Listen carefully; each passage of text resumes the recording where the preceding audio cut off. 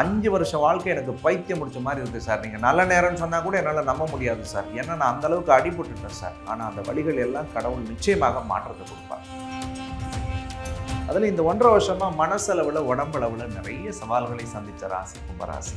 எங்களுக்கு ஒரு தெளிவு இல்லையா அப்படின்னு எதிர்பார்க்கக்கூடிய நேரத்தில் தான் குரு பயிற்சி உங்களுக்கு வருதுன்னு சொல்லலாம். தனஸ்தானத்துக்குரியவரும் லாபஸ்தானத்துக்குரியவரும் உச்சமடையக்கூடிய நேரம் அப்படின்றதுனால பொருளாதார முன்னேற்றத்தை யாராலும் தடுக்க முடியாது கும்பராசிக்கு இந்த வருஷத்தில். ஸோ ஃபைனான்சியல் டெவலப்மெண்ட் 100% உண்டு. இந்த கும்பராசி அன்பர்களுக்கு குரு பகவான் குரு பயிற்சி ஆனதுக்கப்புறமா என்னென்ன மாதிரியான விஷயங்களுக்கு கற்றுட்ருக்கார்? கும்பராசிக்காரர்களை பொறுத்த வரைக்கும் 7.5 சனி கடந்த 5 வருஷம் அவங்க வாழ்க்கையில் நிறைய சவால்களை கொடுத்துச்சு அப்படின்னு தான் சொல்லணும். ஸோ கும்பராசிக்காரர்களை பொறுத்த வரைக்கும் இழக்கிறதுக்கு ஒன்றும் இல்லை சார். நான் பொருள் உயரதான் மிச்சம் வச்சுருந்தேன், பொண்ணை இழந்துட்டேன், பொருள் இழந்துட்டேன்னு சொல்லிலாம் நிறைய பேர் வருத்தப்பட்டிருப்பாங்க. குறிப்பாக கும்பம் எமோஷ்னலாக உடஞ்சி போன ஒரு ராசியில் ஒன்று இந்த 5 வருஷத்தில். யாரெல்லாம் நம்பணுமோ அவங்க தான் பெரிய வழியை கொடுத்தாங்க, யாரெல்லாம் உண்மையாக இருப்பாங்கன்னு நினச்சோமோ அவங்க தானே நம்மளை பெரிய அளவுக்கு சோதனைக்கு உள்ளாக்குனாங்கலாம் போராடிக்கிட்டு இருந்தீங்க. குறிப்பாக 5ல் குரு இருந்த காலகட்டங்கள் கூட பெரிய அளவில் கும்பத்துக்கு வளர்ச்சியை கொடுத்தார் சாமின்னு சொல்ல முடியும்.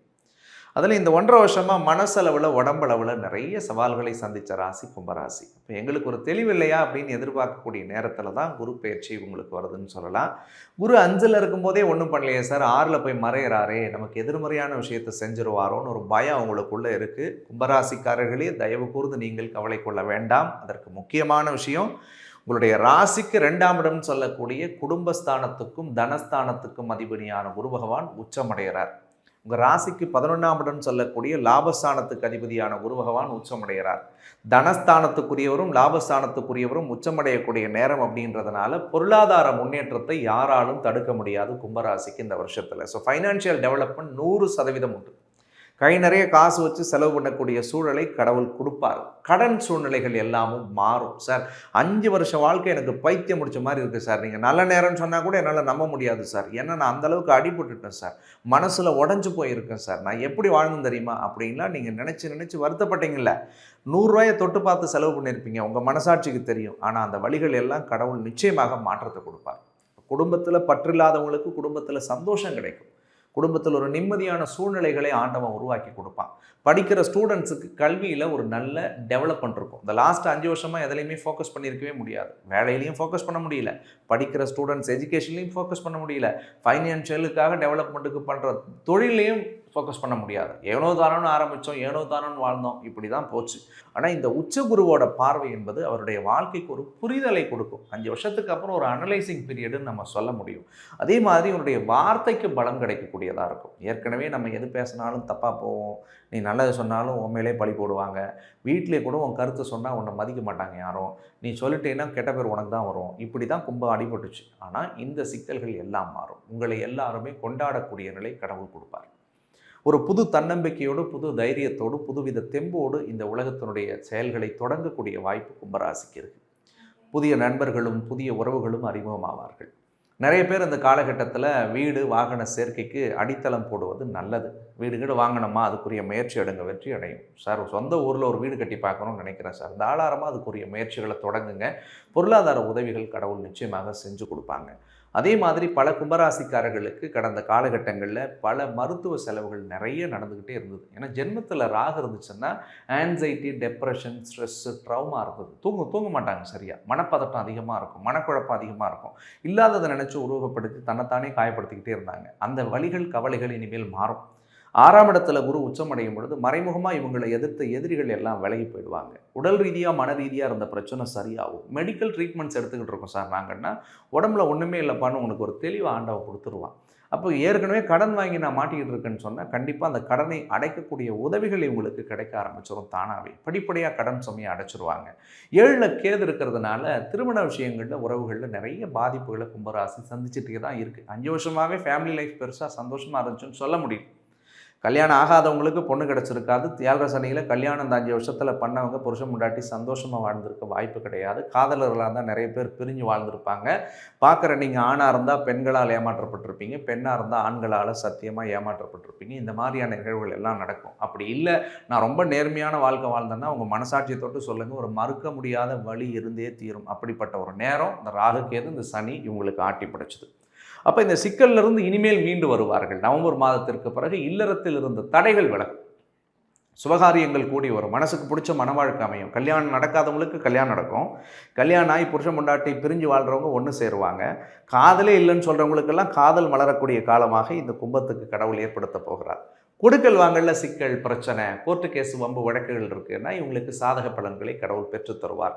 அப்பாவோட பூர்வீக சொத்துக்கள் விற்கணும் சார், அல்லது பூர்வீக சொத்து எங்களுக்கு வரணும் சார், சொத்தை பிரிக்கணும்னு நினச்சாலே பிரச்சனை வருது, சொந்த ஊருக்கு எப்பயாவது ஒரு நாள் தான் போகிறோம், ஆனால் வீட்டை விட்டு எப்படா வெளியே வரலான்னு தோணுது, அங்கே போனாலே எங்களுக்கு ஒரு பிரச்சனையாக இருக்குன்னு நினைக்கிறவங்கெல்லாம் சொந்த ஊர், சொந்த பூமி, சொந்த மண்ணில் சில நல்ல காரியங்களை செய்கிறதுக்குரிய வாய்ப்பு இந்த பீரியடில் ஏற்படும். அதே மாதிரி கும்பராசிக்காரர்களுக்கு 10ஆம் இடத்தை குரு பார்க்கறதுனால குறித்து வைத்துக் கொள்ளுங்கள், மே மாதத்திற்கு பிறகு சத்தியமாக புதிய பட்டம், புதிய பதவி, புதிய பொறுப்பு, புதிய புகழ் வந்தே தீரும். வேலையில் ஏதாவது ப்ரமோஷன் எதிர்பார்க்குறீங்களா? கண்டிப்பாக கிடைக்கும். ஒரு ட்ரான்ஸ்ஃபர் வேணுமா? கண்டிப்பாக கிடைக்கும். அல்லது புதுசாக சில செயல் திட்டங்களை வச்சு அதை நான் தொடங்கணும்னு நினைக்கிறேன் சார், 5 வருஷமாக இப்போ நினைக்கிறேன், நடக்கவே இல்லை, எனக்கு எப்பயாவது நடந்துடாதான்னு பார்த்துக்கிட்டே இருக்கேன் அப்படின்னு நினைக்கக்கூடியவர்களுக்கு சத்தியமாக இந்த காலகட்டத்தில் செயல்கள் வெற்றி அடையக்கூடியதாக இருக்கும். அதனால் பொருளாதார முன்னேற்றம் வரும். 10 ரூபா காசு சம்பாதிப்பாங்க, 10 ரூபா லாபம் பார்க்கக்கூடிய அனுகூலத்தை ஏற்படுத்தும். 12ஆம் இடத்தை குரு விரயஸ்தானத்தை பார்க்கறதுனால சுபவிரயங்கள் செய்வாங்க. சுபவிரயம்னா என்ன? வீட்டுக்கு ஒரு நல்ல காரியத்துக்கு 10 ரூபா செலவு பண்ணுவாங்க. ஒரு நல்ல விசேஷம் பண்ணக்கூடிய அமைப்புகள் வீட்டில் குடும்பத்தில் வரும். நிறைய பேர் நான் வெளிநாட்டுக்கு போகணும், வெளி மாநிலத்துக்கு போய் வேலை பார்க்கணும், அல்லது வேற்று மொழி பேசக்கூடிய இடங்களுக்கு போகணும்னு விருப்பப்படக்கூடிய கனவுகள் பலிதமாக மாறும். நிறைய தெய்வ வழிபாட்டு தலங்களுக்கு சாமி கும்பிட்றதுக்கு போயிட்டு வரதுக்குரிய பிராப்தங்கள் கிடைக்கும். சார் இமயமலை போகணும், மானசரோவர் போகணும், ஏன் நம்ம ஊர் திருவண்ணாமலைக்கு போகணும்னு நினச்சி கூட பல பேரால் போயிருக்க முடியாது. அப்படிப்பட்ட அவருடைய ஆன்மீக தேடல்களுக்கு கடவுள் பதில் கொடுக்கக்கூடியதாக இருக்கும். அதே மாதிரி முக்கியமானது 11ஆம் இடத்தினுடைய குரு உச்சமடைகிறதுனால முன்னாடி சொன்ன மாதிரி எனக்கு தேவைக்கு பணம் இல்லைன்னு கஷ்டப்பட்ட காலம் போயிட்டு உங்களால் முடிந்த 4 பேர்த்துக்கு உதவி பண்ணுற அளவுக்கு உங்களுடைய வளர்ச்சிகளை கும்பத்துக்கு கடவுள் கொடுப்பார். 7 சனி நடந்ததுலேருந்து ஒரு பிடிமானம் இருக்காது. என்னதான் யார் ஆறுதல் சொன்னாலும் சும்மா சொல்கிறது சொல்லுறீங்க, எங்கள் வாழ்க்கை எங்களுக்கு தானே தெரியும் அப்படின்னு தான் கும்பத்தோட மனநிலை இன்னை வரைக்கும் இருக்குது. ஆனால் இந்த மனநிலையை மாற்றக்கூடிய அடிப்படையில் இந்த 6ஆம் இடத்தில் குரு மறைந்தாலும் குரு பார்வைப்படக்கூடிய இடம் கும்பத்துக்கு ஒரு உயிர்ப்பு கொடுக்கக்கூடிய அடிப்படையில் இருக்குன்னே சொல்லலாம். ஸோ இதனால் குரு பெயர்ச்சி என்பது கும்பராசிக்காரர்களுக்கு கண்டிப்பாக ஒரு மறுமலர்ச்சியை தரக்கூடிய அடிப்படையில் அமைந்தே தீரும்.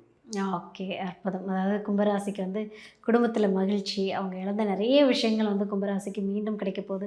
பதவி, பட்டம், பெயர், புகழ்னு பல்வேறு விஷயங்கள் மே மாதத்துக்கு அப்புறமா வரப்போகுதுன்னு ஒரு அற்புதமான பலன் கொடுத்துருக்கீங்க. கும்பராசி அன்பர்கள் ரொம்ப கவனமாக இருக்க வேண்டிய விஷயம் எது சார்? கும்பராசிக்காரர்களை பொறுத்த வரைக்கும் 1000 விஷயங்களை உங்களுக்கு நான் சொல்லியிருந்தாலும் குரு 6ல் மறையிறாரு, 7ல் கேது இருக்குது, ஜென்மத்தில் ராகு இருக்குது, 2ல் சனி இருக்கிறதுனால 7.5 சனியோடு சேர்ந்த நாகதோஷமும் இருக்குது, கிரகண தோஷமும் இருக்குது. அப்படின்றதுனால தயவு கூர்ந்து உடலையும் மனதையும் பார்த்துக்கிறது ரொம்ப நல்லது.